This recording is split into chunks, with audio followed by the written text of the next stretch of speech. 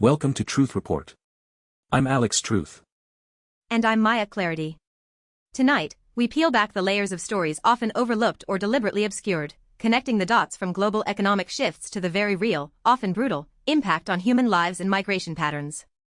We live in a world saturated with information, from the deepest corners of theoretical physics to the harrowing realities on our borders. But what truly merits our attention? What truths are being sidelined?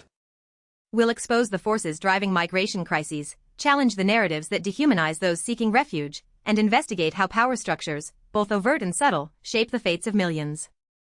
From the halls of government to the abstract realms of quantum mechanics, we ask, who benefits, who suffers, and what are we really choosing to see? Our top story tonight comes from ProPublica, revealing a historic surge in legal challenges from immigrants alleging illegal detention. More than 18,000 habeas corpus petitions have been filed since 2017, a stark indicator of systemic issues within the U.S. immigration system. This isn't just a number, Maya. This is 18,000 individual pleas for freedom, each representing a person detained without proper legal justification. It signals a severe breakdown in due process, particularly under the previous administration, but with lasting implications for today. Absolutely, Alex. ProPublica's investigation highlights how these petitions, which challenge unlawful imprisonment, spiked dramatically during the Trump years. While the numbers have slightly dipped, they remain alarmingly high, reflecting an ongoing crisis in how the U.S. government handles immigrant detentions. It points directly to government overreach and a disregard for fundamental legal protections. These are individuals, many of whom have valid asylum claims, being held indefinitely without a clear path to resolution, often in facilities run by private corporations. And that's a critical point, Alex. The role of private detention facilities cannot be overstated. These companies profit from every bed filled, creating a perverse incentive to detain more people for longer, often at the expense of human rights and legal due process. This commodification of human suffering is a stain on our justice system. The who benefits here is clear: the private prison industry, which lobbies heavily for stricter immigration policies and benefits directly from increased detention rates, often with little oversight. The who loses is equally clear: the detainees themselves, subjected to arbitrary detention, separation from families, and often substandard conditions, as well as the American taxpayers funding this system that repeatedly fails its most vulnerable. This historic high in habeas petitions is a direct challenge to the executive branch's authority and a desperate cry from those caught in its machinery. It forces the judiciary to confront the legality of these detentions, highlighting a significant tension between branches of government. It also exposes broader power structures at play. We're witnessing the legal system being stretched to its breaking point by policies designed to deter and punish, rather than process fairly. It's a punitive approach to a humanitarian issue, directly impacting our rule of law.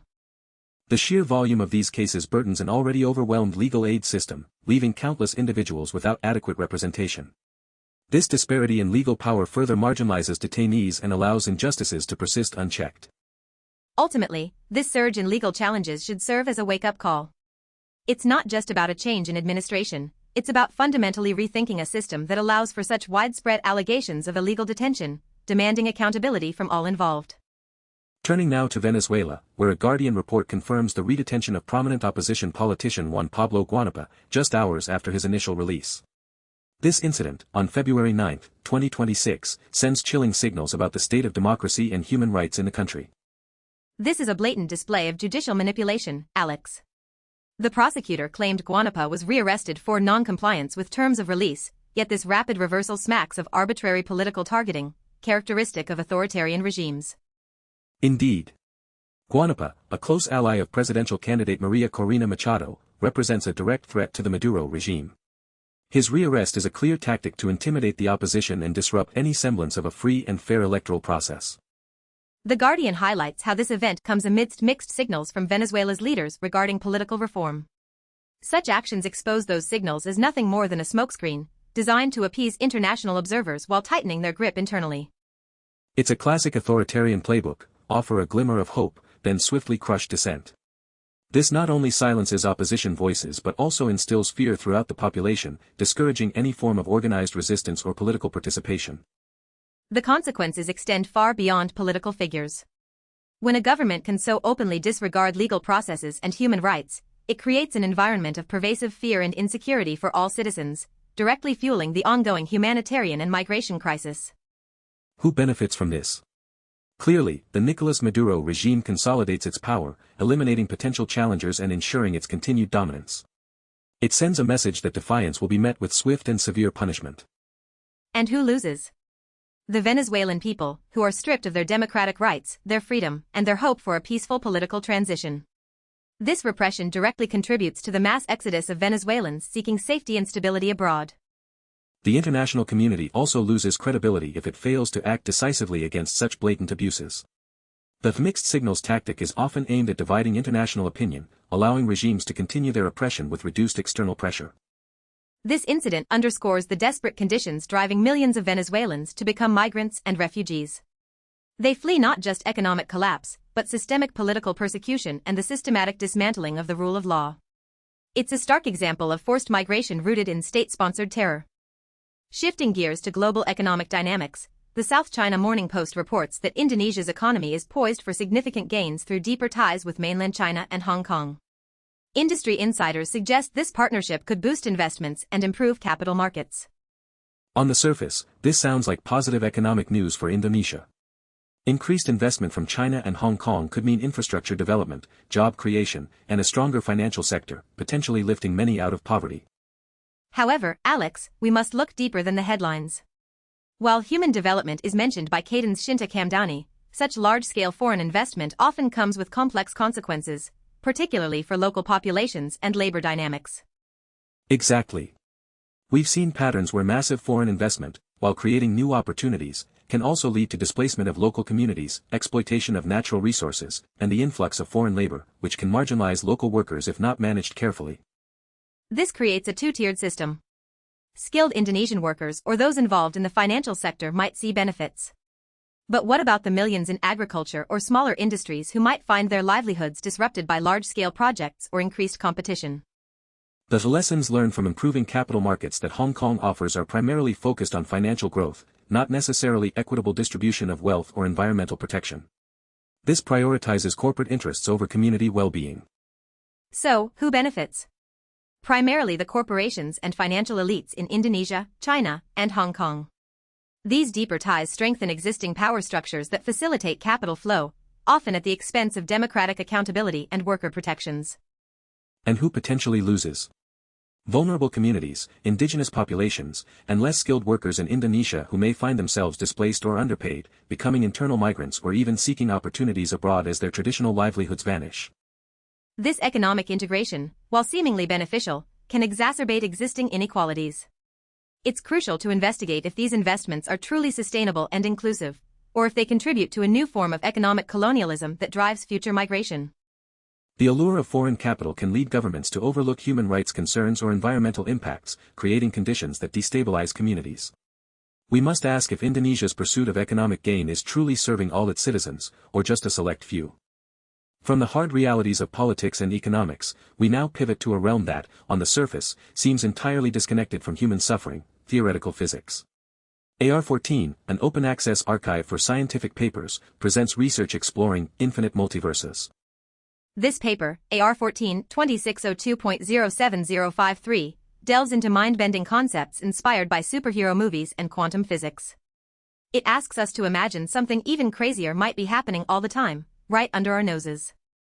The existence of such abstract, complex scientific inquiry highlights a fascinating contrast. While scientists explore hypothetical parallel universes, millions of people on Earth are trapped in a singular, often brutal, reality with no escape. It's a profound question of societal focus. We dedicate immense intellectual and financial resources to unraveling the mysteries of the cosmos and quantum mechanics, which is vital for progress, yet often struggle to apply similar rigor to immediate human crises. The paper mentions, choices create different outcomes. For those seeking refuge, their choices are often agonizing, forced by circumstance, leading to life or death outcomes, not theoretical possibilities. Their reality is stark, not a spectrum of different outcomes to pick from. The authors also state, this is the realm of quantum physics, where the rules we know do not apply.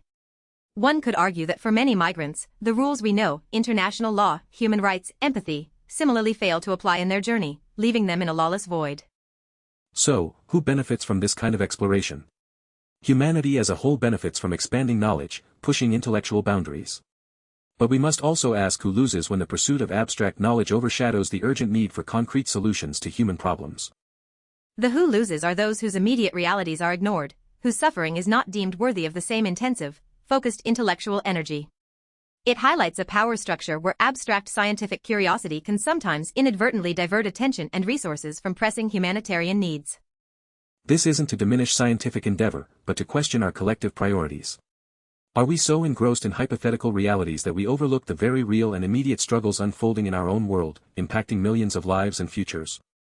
It forces us to reflect on the narratives we embrace.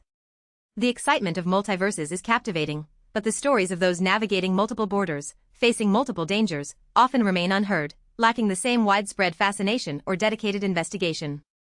Continuing our exploration of scientific frontiers, we turn to another AR-14 paper, AR-14, 2602.07138. This research delves into high-resolution spectroscopy of PR3+ ions, meticulously analyzing crystal field, hyperfine, and electron-deformation interactions. This is highly specialized work, Maya, involving Fourier spectroscopy and detailed calculations to determine G-factors and crystal field parameters. It represents an incredible dedication to precision and understanding the fundamental properties of matter. Indeed.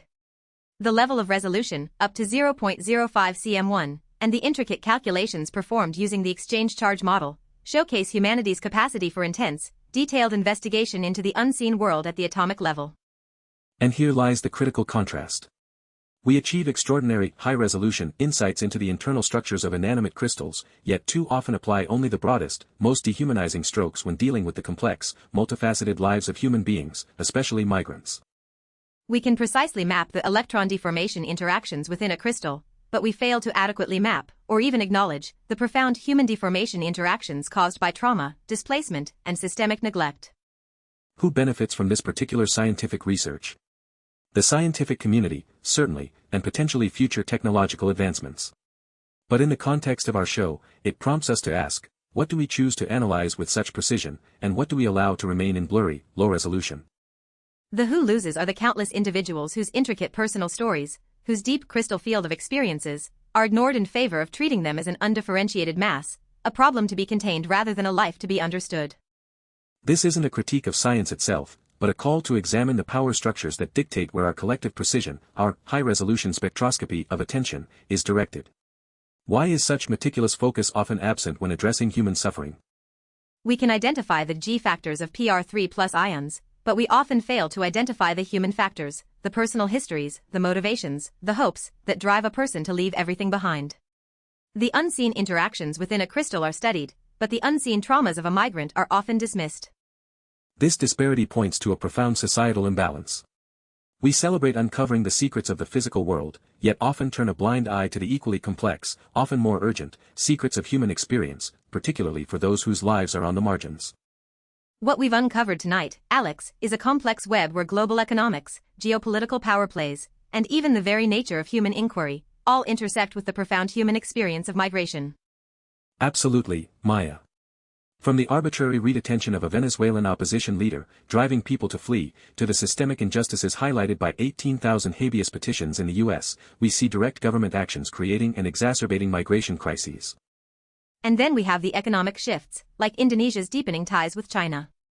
While promising growth, we must be vigilant about how such deals impact local populations, potentially displacing communities and creating new patterns of internal or international labor migration. These are the tangible forces, the immediate causes of human movement and suffering. But our dive into the scientific papers, while seemingly disparate, illuminated an equally critical, though more subtle, pattern. Yes, the contrast is stark.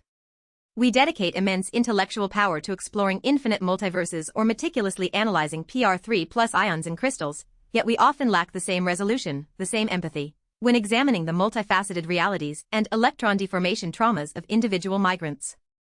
This isn't to say science is without value, but it forces us to question our collective priorities.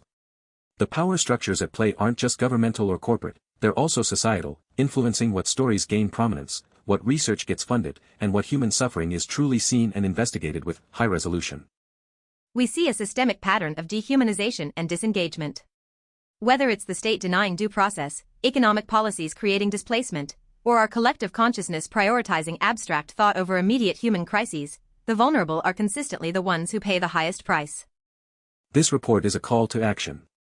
To scrutinize not just the overt acts of injustice, but also the subtle cultural and intellectual currents that allow these injustices to persist, often unnoticed or unaddressed.